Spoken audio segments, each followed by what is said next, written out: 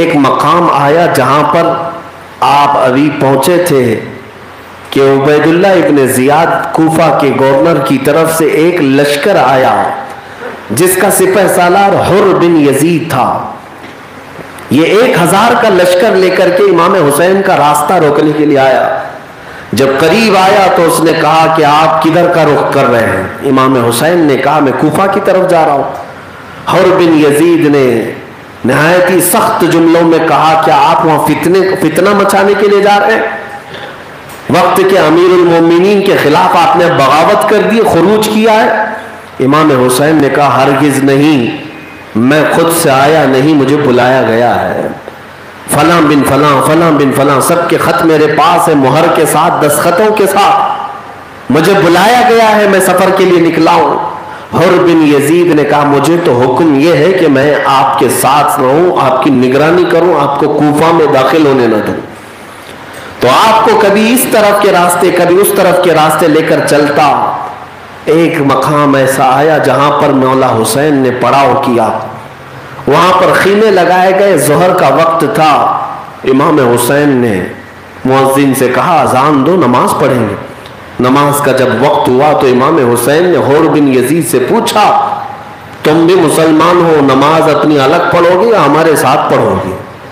حر بن یزید نے کہا نہیں، جماعت ہوگی، آپ ہی امام ہوں گے، آپ ہی کی اقتداء میں نماز پڑھیں گے.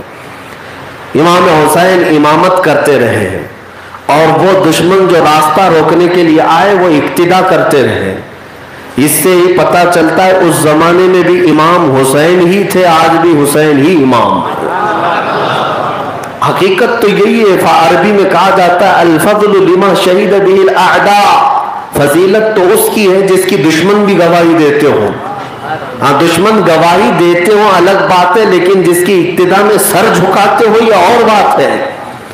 امام حسین نے ظہر کی نماز پڑھائی، عصر کا وقت آیا پھر اذان ہوئی، پھر جماعت ہوئی، مغرب کا وقت آیا پھر جماعت ہوئی. نمازیں ہو رہی ہیں، امامت حسین کی، ابتدا یزیدیوں کی، فوج کی ابتدا. اور اسی لیے کہا گیا ہے حسینی بن کر کے تو دیکھو، مولا حسین کے سچے وفادار بن کے تو دیکھو کتنے یزیدی اقتدا کرتے ہیں. بہت سارے یزیدی آج بھی اقتدا کرتے ہیں، بس شرط یہ ہے کہ وفادار حسین ہو. امام حسین کے ساتھ یہ سفر چلتا رہا. 1 دن 2 دن، یہ اب محرم کا مہینہ شروع ہو چکا تھا. پھر اس کے بعد امام حسین رضی اللہ تعالیٰ عنہ اپنے قافلے کو لے کر تقریباً 38 منزلیں طے کر چکے تھے. ہر منزل کا جو فاصلہ تھا وہ تقریباً 20 کلومیٹر کے اوپر ہوتا تھا.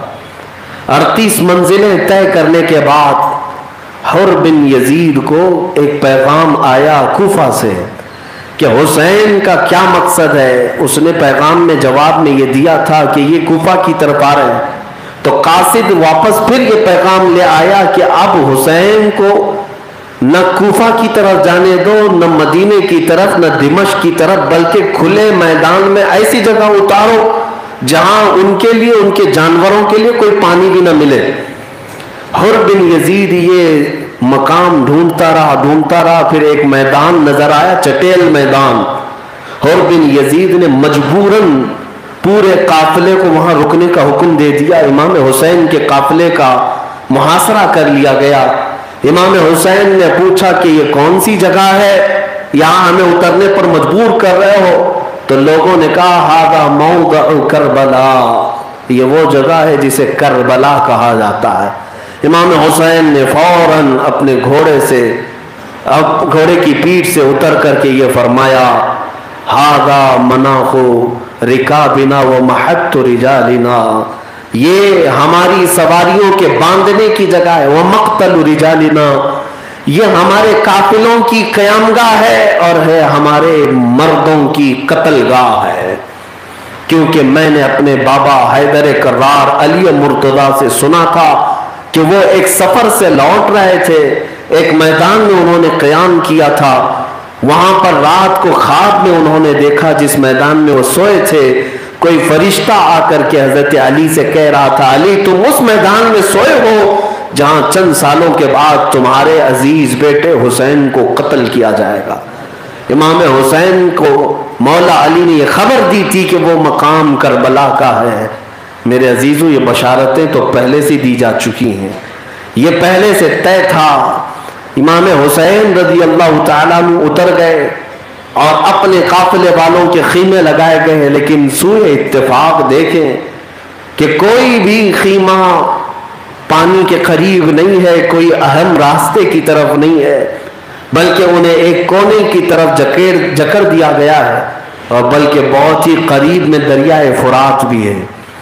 دریائے فرات جس کو جنتی نہر کہا گیا ہے، اس کا نہایت میٹھا اور شیریں پانی بہت قریب تھا۔ آج بھی جو حضرات کربلا کی زیارت کیے ہوں گے وہ دیکھتے ہیں مولا حسین کے روضے سے چند ہی قدموں کے فاصلے پر آج بھی دریائے فرات بہہ رہا ہے، آج بھی وہ پانی بہہ رہا ہے، لیکن امام حسین کے قافلوں کی طرف نہیں تھا۔ حر بن یزید نے 1000 لشکر کے ساتھ پورا وہ دریائے فرات پر پہرا لگا دیا تھا۔ یہ دن شروع ہوئے تھے محرم کے، لیکن حر بن یزید بس بحث و تکرار میں ہی تھا، کوئی جنگ نہیں تھی۔ امام حسین کے ساتھیوں میں زہیر بن قیم تھے، حبیب ابن مظاہر تھے، مسلم بن اوسجہ الاسدی تھے، یہ بڑے بڑے لوگ، نامی گرامی لوگ تھے۔ کوفہ سے بھی کچھ لوگ امام حسین کے ساتھ ہو گئے تھے۔ انہوں نے اسی وقت مشورہ دیا کہ مولا حسین، امام علی مقام، یہ حر بن یزید کا جو لشکر ہے اس کے ساتھ ابھی ہم مقابلہ کر لیتے ہیں، جنگ کر لیتے ہیں، ورنہ اس کے بعد جو لشکر آئے گا وہ اور بھاری ہو جائے گا۔ یہ ہمارے لیے آسان ہے۔ 80 لوگ 1000 لوگوں سے لڑنے کے لیے تیار کھڑے تھے۔ امام حسین نے اس وقت منع کر دیا یہ کہہ کر کے کہ میں رسول اللہ کا بیٹا مسلمانوں میں جنگ کی ابتدا نہیں کرنا چاہتا، میری جانب سے ابتدا نہ ہونے پائے، میں جنگ کو شروع نہیں کرنا چاہتا۔ اسی طرح سے یہ معاملہ چلتا رہا، یہاں تک کہ پھر عمرو بن سعد ایک وہ شخص ہے جو امام حسین کا قبیلے کا بھی شخص ہے، اور حضرت سعد ابن ابی وقاص رضی اللہ تعالیٰ عنہ جو عشرہ مبشرہ میں سے صحابی رسول، ان کا بیٹا، 10 جنتی صحابہ میں جس کا نام ہے سعد ابن ابی وقاص، ان کا بیٹا عمرو بن سعد، اس کو 4000 کا لشکر دے کر کے ایران کی طرف بھیجا جا رہا تھا۔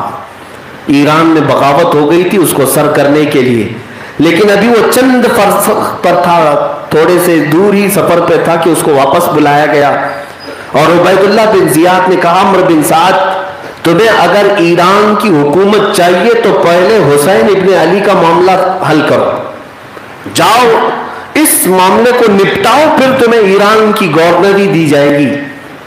عمرو بن سعد جانتا تھا کہ وہ رسول اللہ کی آل فاطمہ زہرا کے بیٹے حیدر کرار کے نور نظر ہیں۔ شروع میں اس نے انکار کیا کہ اس معاملے کو میرے حوالے مت کیجیے، کسی اور کو بھیجیے، تو عبید اللہ بن زیاد نے کہا ٹھیک ہے کسی اور کو بھیج دیتے ہیں، لیکن ایران کی حکومت، رے کی حکومت سے تم دستبردار ہو جاؤ، لالچ کا برا ہو، دنیاوی ہوس تخت و تاج کا برا ہو۔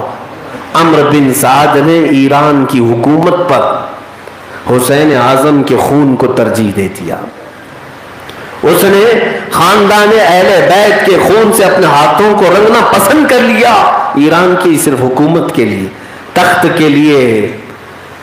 میرے عزیزوں، 4000 کا لشکر دے کر صحابی کے بیٹے کو عبید اللہ بن زیاد کربلا کے میدان بھیجتا ہے، اور اس کے بعد کیا ضرورت کیا تھی، لیکن دشمنوں کو خوف ہمیشہ اللہ کے شیروں سے ہوتا ہی رہا ہے، ہوتا ہی رہا ہے۔ تنہا حسین اعظم کے قافلے میں ہیں، وہ بھی ایسے نوجوان ہیں جو جنگ کے مقصد سے نہیں نکلے، وہ تو کوفہ والوں کی محبت میں چلے آئے تھے، جنگ کی تیاری کر کے کون آیا تھا؟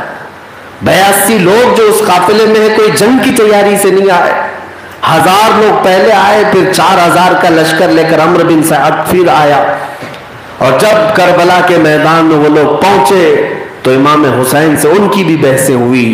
امام حسین نے کئی خطبے دیے وہاں پر، 2 دن اسی طرح گزر گئے.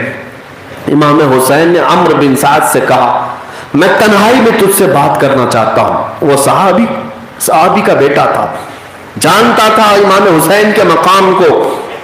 رات کے وقت تنہائی میں امام حسین سے اس نے بات کیا, کیا چاہتے ہیں آپ؟ امام حسین نے کہا میں 3 باتوں میں سے کوئی ایک بات رکھنا چاہتا ہوں, ان میں سے کوئی ایک چیز قبول کر لو. کہا ٹھیک ہے بتائیے کیا باتیں.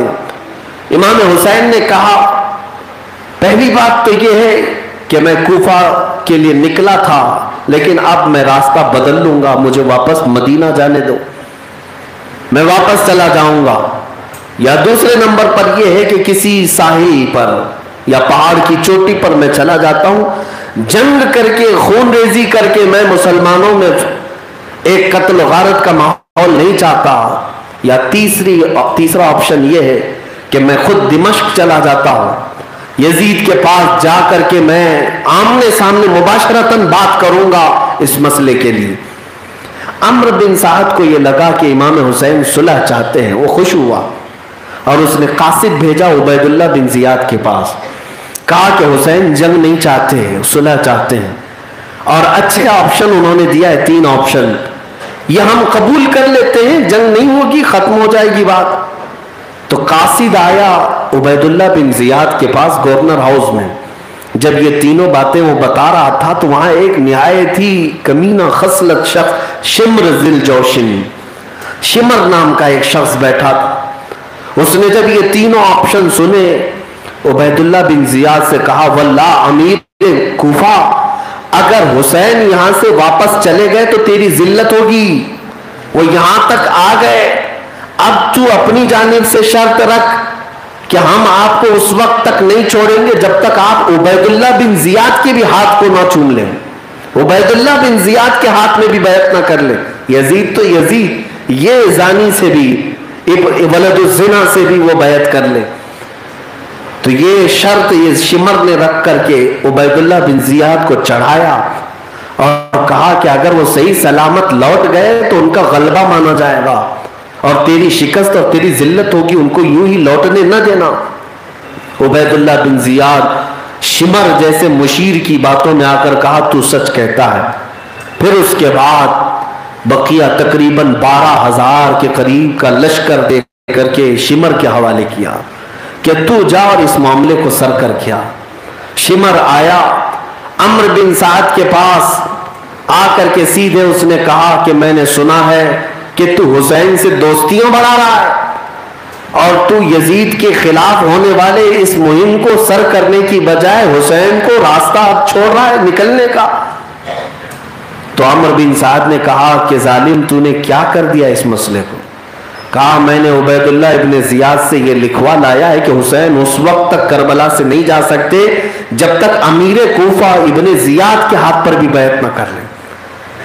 عمرو بن سعد نے کہا تو نے ایسی شرط رکھی ہے کہ سورج زمین پر آ جائے تب بھی حسین عبید اللہ بن زیاد کے ہاتھ پر بیعت نہیں کر سکتے. وہ حیدر کرار کا خون ہے, وہ فاطمہ کا بیٹا ہے. یہ کون کہہ رہا ہے؟ دشمن کے خیمے سے کہہ رہا ہے. وہ اتنے غیرت مند ہے کہ عبید اللہ ابن زیاد جیسے شخص کے ہاتھ پر تو کبھی نہیں بیعت کر سکتے. تو نے ایسی شرط جان بوجھ کر رکھی تاکہ ان کا خون ہو جائے. تو عمرو بن سعد ابھی بھی چاہتا تو الگ ہو سکتا تھا, لیکن شمر نے پھر یہ کہا اچھا تمہارے دل میں اگر ان کی محبت ہے تو یہ 4,000 کا لشکر بھی جو تم پہلے لے آئے تھے میرے حوالے کر دو, مجھے سپہ سالار مانو, اور یا تو تم کوفہ واپس چلے جاؤ یا تو پھر ایران کی حکومت لینے کے لیے تیار ہو. پھر لالچ نے غلبہ کیا, ہوس حرص غالب آئی. عمرو بن سعد نے کہا نہیں, میں یہ 4,000 کا لشکر تیرے حوالے بھی نہیں کروں گا اور صلح بھی نہیں کروں گا, اور تو گواہ رہے گا پہلا تیر میری طرف سے چلے گا. صحابی رسول کا بیٹا ہے. میرے عزیزوں کبھی یہ مت سمجھ لینا کہ بہت پرہیزگار کے بیٹے ہو, بہت پرہیزگار تم بھی ہو. شیطان کب تمہارے اوپر غالب آتا ہے, کب تمہارا تقوی بھسم کرتا ہے پتہ بھی نہیں چلے گا. بڑے بڑوں کے ساتھ اس دنیا میں کھیل رچایا, ایمان بھی ختم کر دیا. اس لیے الرٹ رہو, ہمیشہ الرٹ رہو. بہتوں کو ہم نے دیکھا ہے۔ عمرو بن سعد نے اس کے بعد واپس امام حسین کی دشمنی کا اعلان کر دیا۔